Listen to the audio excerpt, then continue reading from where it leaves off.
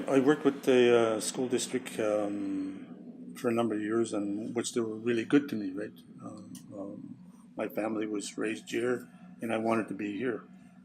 You know, so I essentially started working with the school division here, and after being in the education system for a while, I wanted to move up and got interested in doing other things, and I was asked, uh, if I wanted to sit on the curriculum committee for the province. And I said, oh, that might be a good idea for me. Let's see what they're going to do, what new changes to the curriculum, right? Which I wasn't seeing that was happening at the school level, right? And so I did. I did sit on the committee there for about 4 years, I think it was, and under the social studies curriculum development, and some of the things that myself and another colleague wanted to put in there, like the residential school era. We wanted that in the social studies curriculum.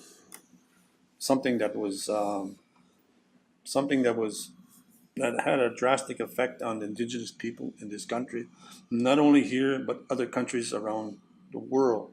How, how that impacted everybody, and still is today. So we said we want to have residential schools, an opportunity to see that legacy in the school system that impacted indigenous people here. That's our families, that's our children, and so on and so forth. And they said no, that's in the past. We don't need to talk about that. In my analogy is, well, okay, World War One's in the past. We won't talk about it no more. World War Two's in the past. We'll leave it there. The Holocaust in the past. We'll leave it there. So, okay, you guys all go with that? With that, you know, it all depends on who you are. Will be put in there. If you're on the outside, then things won't get in there. So, after some discussions about the relevancy and understanding the issues that indigenous people have endured since that time, and the problems that the children have that are carried forward are still happening. And people always ask, why are people like that? Why are they like that? Well, there's reasons that impacted their lives, and yet we have to learn about things that happen some other place that are maybe not relevant to our children growing up here, that really didn't impact them there, but this really impacted them. And how can we make changes to understand that? If we don't know anything about that, how can we help them going forward, right? And it was a struggle, but one of the main consultants of that at the time when I was there convinced the group that, yeah, we're going to move forward, putting in the residential school, you know, and build on that, and working at higher level grades first, so that to get to understand, then start going down, right? And we see more and more of it now today, right? But when I look at that in the education system, when I was still working in the schools, right, it wasn't there yet. So they grew up here. We try to give them that knowledge. Why aren't our northern community friends here that are isolated? Why don't they have all weather roads like everybody else? Why are there just flying communities? There's so much things that our teachers come here with, and they're still lacking in an understanding about all of the big picture about. And I said, these are the things you have to know about when you come here to Kenanow. Do you want to be a teacher? That's the question I ask. You know, maybe you're following a public education system all your life, and you think that's the only way that you're going to go the rest of your life, right? But what the elders want from this program is that we have to be able to start understanding diversity, right? Inclusion, and we cannot do that without understanding the past somehow. That's why I had explained a little bit earlier is that when the teachers come here, that's the second question I ask them. You know, you know, how much do you know about the indigenous struggles in Canada? How much do you know about this local area here, where our institution is located? You know. So anyway, we get in this long this discussion, right? And I said, well, I'm gonna I'm gonna I'm gonna teach you something that's been passed on to me from generation to generations. Uh, then I start talking about the structure, the indigenous structure of life prior to contact,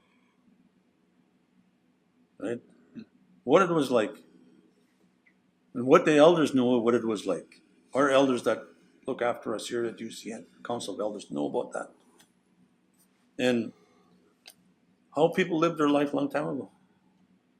I said, you know how that happens? I said, tell me about it.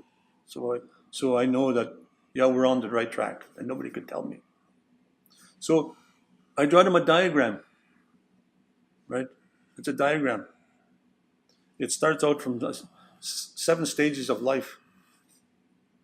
From the time you're born, a 2-year-old, a teenager, wandering stage of life, parenthood, grandparent, elder. 7 stages on one side of that diagram for men, 7 for women. We all go through those stages. Doesn't matter who you are. We may not say them as that, but for us, that's how we were raised, indigenous people. So even before you're born, your mummy's carrying you. She's speaking the language of her tongue. She's singing the songs of her language. So when the baby comes out, recognizes those tones, right? So yeah, so baby now is starting to crawl and walk. And by the time they get 2-year-old, in those 2 years, the language is already ingrained in the mind already. They know, recognizing, right? So by the time the 2-year-olds, when they're climbing into everything, mommy's speaking their language and everything, right? So, so the next stage of life, they go into teenage years of life, and teenagers is a struggling time for teenagers, right? So, but the way they were raised long ago, they knew about the land. They knew that their bodies were changing because it's a time of life they're changing, and certain ceremonies would have to go on the land because they're changing from a young woman to a young man, and there's ceremonies for that. So and all through that, they're carrying their language. They know who they are, their identity, right? Then the next stage of life is called wandering stage of life, is where you're leaving your teenage years and you're getting into adulthood. You're still learning. You're still who you are. You're still practicing your way of life. You know the language, the culture, the songs and ceremonies, everything else. Then, then someplace down the road, you meet someone you want to settle down with, right? Your wandering stage of life is over. You meet someone, you settle down, and you become a parent. Parenthood. So parenthood is actually the 5th stage of life, right? 5th stage of life. You start to have children. You remember how you were raised, and all that's carried forward to you. Your responsibilities now is due. And all through this raising up, they have extended family, grannies, grandpas, aunties, aunts, and so on, kokums, mushums, all help with the raising the language, right? Okay, then your children give you children, and you become a grandparent. Oh man, that's beautiful. I have grandchildren myself, right? And it's a beautiful time in life, right? So again, another stage of life comes the elder. So you're born over here, and you leave this earth as an elder. You come over here, come into the world here, and you leave. But you live your 7 stages of life. And that's the same thing for the women and the men, right? And the students are, they're looking at me. What is this going to come to? Well, I said, we're just about there yet. Just hang on. I'm going to show you. And this is something that's you're going to carry in your mind, even if you don't, understand it's going to come to you. But I said, you know what? That's the past. All of a sudden, we started to get an influx of Europeans coming here. We started to see change. something started to happen with that structure, start to break down. The language started to change. We started to pick up somebody else's language, and then the language started to break down. Um, Things were happening not the way it was structured before. Then we look at teenagers now, you know, having children at 14, 15-year old, suicides 14, 15-year old. Residential school was happening, 60 school, but then it broke down at early stages of life. And the ones that were having these children couldn't even get to where it was to live a life to understand what before to be a good parent. They had the children, they're so young, they lost a whole part of life. And when they get to parenthood, they don't even know how to raise them because they were still children when they had them. So that's we see that today. All that it's because of what was happening, right? That whole structure is broken down. So many things have changed on that structure of life, and we continue to see it, but without understanding that structure of the indigenous people from the past and where it is today and where we are going, how can I be an effective teacher in the education system today? Just one teaching tool I use. So when I put it all together, when I put willows on that, I join the willows like this, and it becomes a sweat lodge. And it's a teaching tool, but they don't know it in the beginning. So I said, this is when you put the willows, tie the willows together, when you join like this, the woman and the man to come there, they give life. And the symbolic of that sweat lodge is about life. And if you don't know about the indigenous way of life, how can you go teach about them? So that's a teaching tool I use them. So once they see it, I have a small miniature one I made out, and I said, now that you understand it, we're going to go build one, right? Mm-hmm. And if you want to come with me inside to learn how it's done inside in terms of the ceremony, you're quite welcome. It's not about Western philosophy only, but it's indigenous perspectives also together. And that's what Kenanow wants also to bridge that gap. You know, I know we have to follow the standard curriculum, but we can infuse the Aboriginal perspective to make it a lot better, to accommodate a lot of people that see themselves there now, that was not there before. So the ones they come, they come and and they experience it. They don't come, they come once or twice. That's it. They experience it, but once they experience it, and the question is, okay, like I said before, is that something, you know, it, our ceremonies were taken away because it was seen as devil worshiping. I said, what, what were we devil worshiping? Were we devil worshiping in there, or what were we talking about? It was just beautiful. It's a cleansing, right, of the mind, body, and the spirit, right? Mm-hmm. So, those are some of the things that the teachings, I use to infuse into all the courses I do, right? Last winter I took, there was so much snow here, it was just like 4 or 5 feet of snow here, right? But we went out in the bush. Students learned how to make fire out in the bush, using, birch bark and learn how to make fire, learn how to make water from snow. And they learn how to cook bannock outside, how to fish outside, just like indigenous people did a long, long time ago.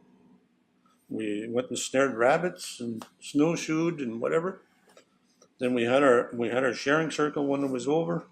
And I said, "Tell me how you feel now after going through all it. We wish we could do this every day instead of going into the classroom.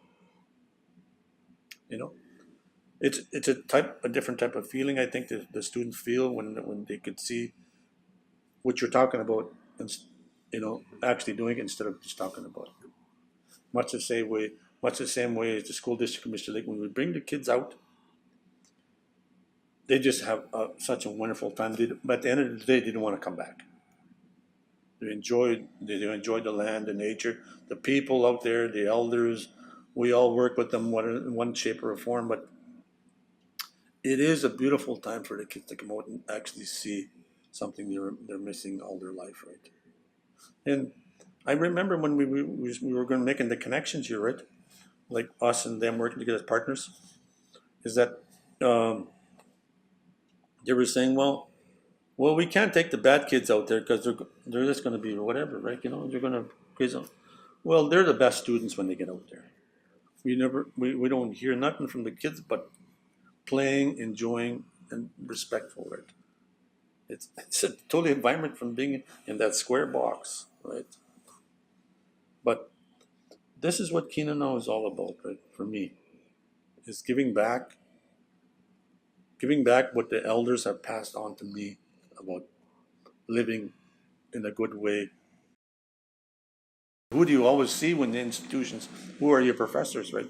You don't see too many indigenous people as professors or whatever, right? So there's some little bit of apprehension at the beginning, right? And much the same way when I was a principal, you know, I had this young boy who was brought to my office, right, by a teacher, and um, so boy was, and I was kind of busy, and he was standing there with the teacher, and I waved him to come in, and I was sitting down in my chair, and he was standing there with his teacher, and the teacher said, "Well, tell tell Mr. McKay what you did." Mr. McKay's the principal, and little boy looked up, back up the teacher. He can't be the principal. He's Aboriginal. So, but that's the kind of things I endured as working in a place, where you're not seen, you're in the wrong place there, whatever, right? But like I said, a lot by the time the students leave here, there is change. There isn't change in something. Whether I have anything to do with it, and I really don't think so. I try to treat them in a way that yeah, respect, right? Respect one another. I know who you are, and you know who I am. I'm here to help you get through this to get your bachelor of education. And I've had such wonderful students come through the program, and some of them,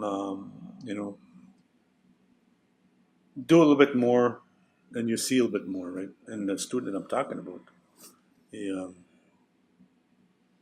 it was just a 360-degree turnaround for him, and just he did just a wonderful job with everything that was asked of him about all the activities. Never said no. He just went in with a good heart and a good mind.